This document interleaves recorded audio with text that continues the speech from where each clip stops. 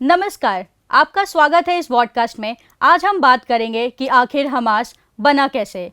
Israel ने 1967 में West Bank, east Jerusalem और गाज़ा पट्टी पर कब्जा किया, जो कि पैलेस्टीनियंस का हुआ करता था।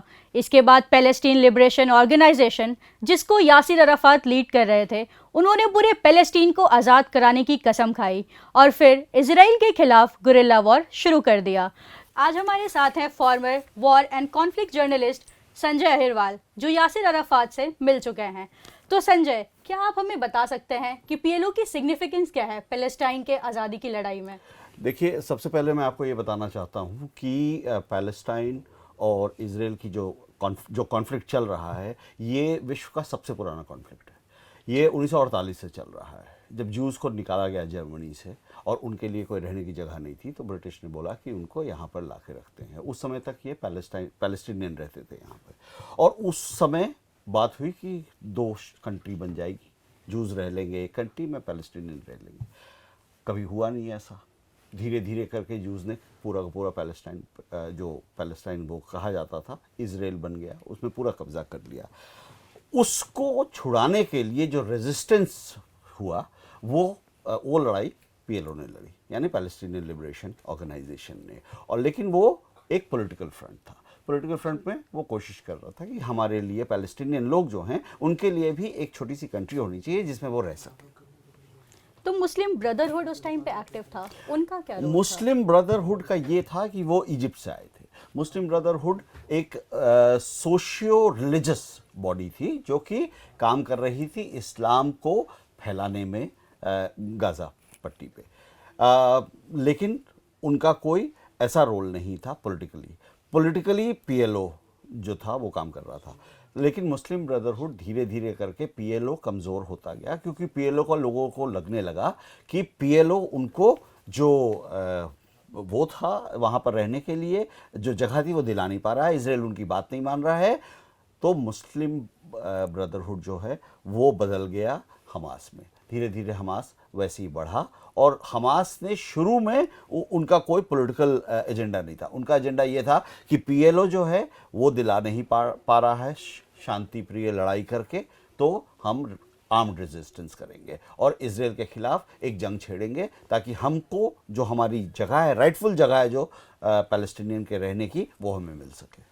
ऐसा भी बोला जाता है कि इजराइल ने ही हमास को फंडिंग की और उन्हें पहले पॉलिटिकल रिकॉग्निशन भी दी, लेकिन आज फिर हमास इजराइल के ही खिलाफ खड़ा हो गया है। देखिए, ऐसा है कि हमास को कभी भी ये इजराइल नहीं मानेगा कि उसने कोई फंडिंग करी थी, ठीक है, क्योंकि हमास को शुरू से एक टेररिस्ट ऑर्गेनाइजेशन माना 1987 में हमास आया था।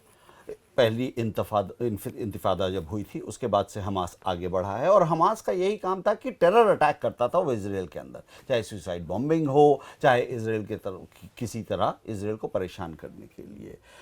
हालांकि उस समय जो राजनीतिक दल उभर के आया था, दैट वाज पीएलओ, या यासिर अराफात के अंडर में पीएलओ।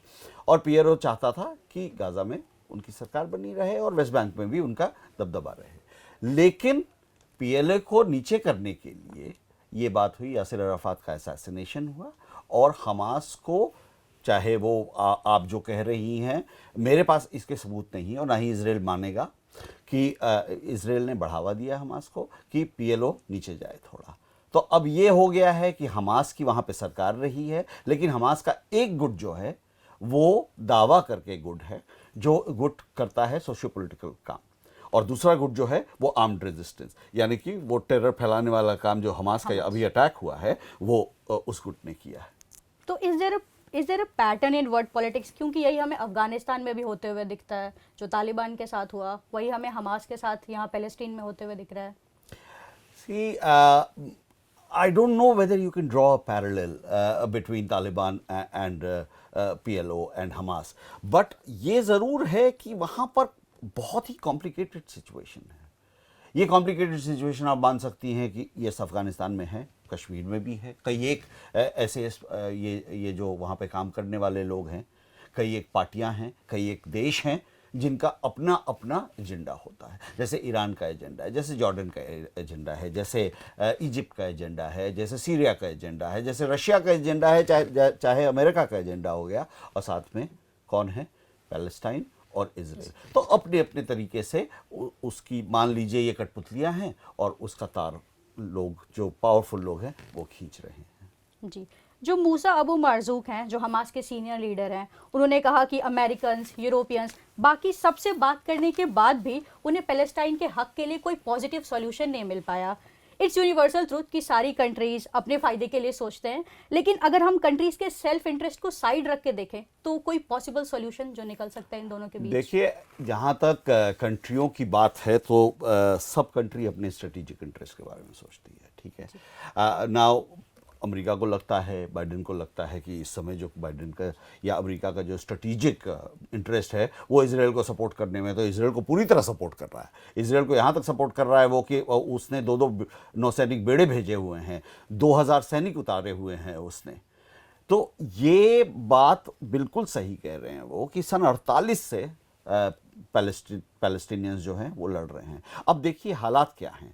नॉर्दर्न गाजा से बोला जा रहा है कि लाखों 1.1 मिलियन यानी 11 लाख जो ये पैलेस्टीनियंस हैं इनको सदर्न गाजा में जाने के लिए, लेकिन सदर्न गाजा में भी वो प्रोटेक्टेड नहीं है, वहाँ पे भी बॉम्बिंग हो रही है इसराइल की।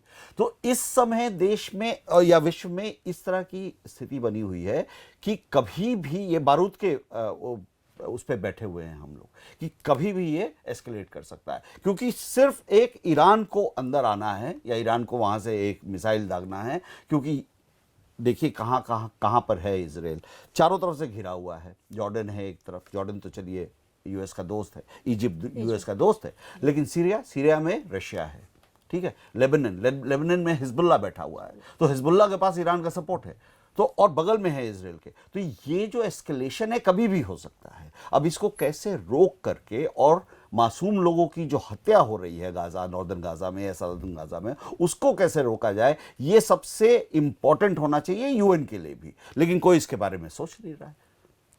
अगर ये वॉर लंबे समय तक चलता रहा तो अरब कंट्रीज का जियोपॉलिटिकल जो सिनेरियो है वो कैसा दिखेगा फिर? देखिए, मैंने आपको कहा कि ये कोई भी रूप ले सकता है, ये एक विश्व युद्ध का भी रूप ले सकता है। बिकॉज आप कब तक सिर्फ देखते रहेंगे कि मासूम लोग मारे जा रहे हैं। हमास तो नहीं मर रहा है ना, हो सकता है हमास के कुछ लोग मर रहे हों, लेकिन इसमें तो मासूम पैलेस्टीनियन मारे जा रहे हैं। 7,000 से ऊपर हो गई है मरने वालों की संख्या। मतलब इजराइल या बेंजामिन नेतन्याहू अगर ये कह रहे हैं कि 1700 हमारे लोग मारे गए हैं, आज तक इजराइल में कोई कभी इतना बड़ा अटैक नहीं हुआ, लेकिन उसके लिए कितना बदला चाहिए आपको? पूरा का पूरा बर्बाद। और आप करिएगा क्या गाजा में उतने लोगों को वहां से निकाल करके? वो जाएंगे कहाँ? वो इजिप्ट में जा नहीं सकते हैं। वो ऊपर बाकी आपने घेर के रखा हुआ है, पूरी तरह से इजराइल से घिरा हुआ है गाजा, तो आप उनको कहाँ निकालिएगा और वो जाएंगे कहाँ?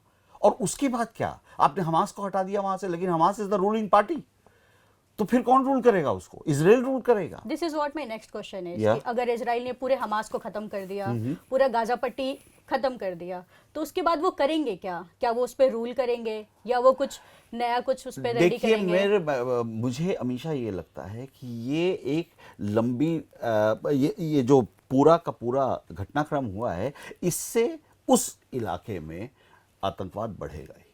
बिकॉज कई एक लोग इससे अफेक्टेड हुए हैं, कईयों के बच्चे मर गए हैं, कईयों के माँ बाप मर गए हैं, पूरा का पूरा कई परिवार तबाह हो गए हैं, ठीक है। तो इससे ये होगा कि ना उनके रहने की जगह रहेगी, वो कहीं जा नहीं सकते हैं, ये गाजा से निकाल दिए गए हैं, उनके घर वर सब तबाह हो गए हैं, तो वो करेंगे क्या? रेफ्यूजी रहेंगे, रेफ्यूजी होंगे तो पता चला कि बदला लेने के लिए वो गन उठाएंगे। अब इजराइल भी तो यही कर रहा है ना कि 1700 लोग मारे गए, लेकिन उसके लिए आपने पूरी तोपें उठाई हुई हैं, अमेरिका की मदद ली हुई है, फ्रांस मदद दे रहा है आपको, यूके मदद दे रहा है आपको, तो आप मार तो इनोसेंट लोगों को ही रहे हैं।